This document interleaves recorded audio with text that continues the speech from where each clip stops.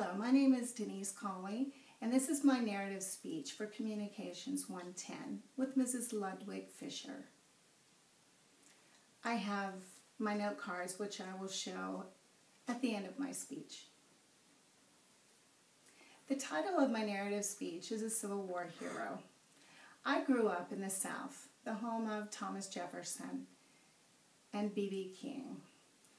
Of note, I grew up in the town of Richmond, Virginia, which is the home of the White House of the Confederacy and the famous Jefferson Hotel, of which staircase was filmed the iconic Gone with the Wind scene. So there were many stories in my family of the South and of the Civil War and my ancestors. My grandmother told us stories of her grandfather sneaking out to eat with the slaves at their plantation in North Carolina. And of course, the other side of my family, there were stories as well. One of the most prominent was of my great-great-great-great-grandfather, James Jasper Covington, JJ for short. JJ lived to be one of the oldest surviving Confederate veterans in the state of Virginia. He passed away in 1944 at the age of 100. JJ's brother Joe was killed early on in the Civil War, and so he ran away, JJ ran away from their family farm in Charlotte County to join the war effort. He was in a Confederate training camp for a year.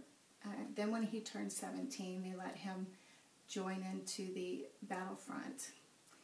And the first battle, actually, that he was in was the Battle of Chancellorsville.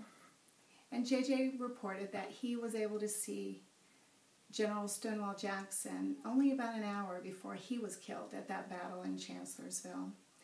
It was a rough and tumble, dangerous battle, and JJ reported that he had 7 bullet holes through his clothing, and his horse was shot out from under him.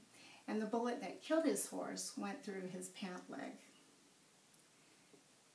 The next major battle that JJ talked about was the Battle of Sailor's Creek. JJ's commander, General Hutton, had been injured, and he asked the young boy, JJ, to run a dispatch to General Wise, who was just to the west, to apprise him of the situation. JJ reported that he hopped on his horse, and as he was fording Sailor's Creek, a dispatch of General Sheridan's cavalry halted him. They made him dismount and ask him to hand over the message that he was carrying. And the story goes in my family that JJ would always wait when he was telling the story for the listeners to say, "So what did you do?" And a big grin would spread across his face, and he would say, "Of course, I ate it." 3 days after the battle at Sailor's Creek, Robert E. Lee surrendered at the Appomattox Courthouse, and JJ reported that he left for home with $100 in Confederate money in his pocket.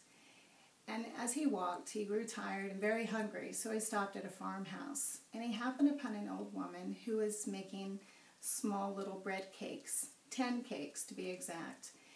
And she apologized. She said that she really could not offer him anything to eat because it was all that her family had. And in the end, JJ said he persuaded the lady to give him one of the little cakes for a $10 Confederate bill. In conclusion, as a teenager, when I learned about the civil rights movement and the horrible church bombings and lynchings that took place, I had a more well-rounded view of the history of our country. In my 30s, my grandmother passed away, and as I went through and organized her papers, I came across a newspaper clipping. And it was a clipping of an interview, actually, with J.J. Covington, dated February 1938, just 3 days prior to his 94th birthday. Of note, at the end of the article, the reporter asked JJ if he thought it was the right thing to do to free the slaves.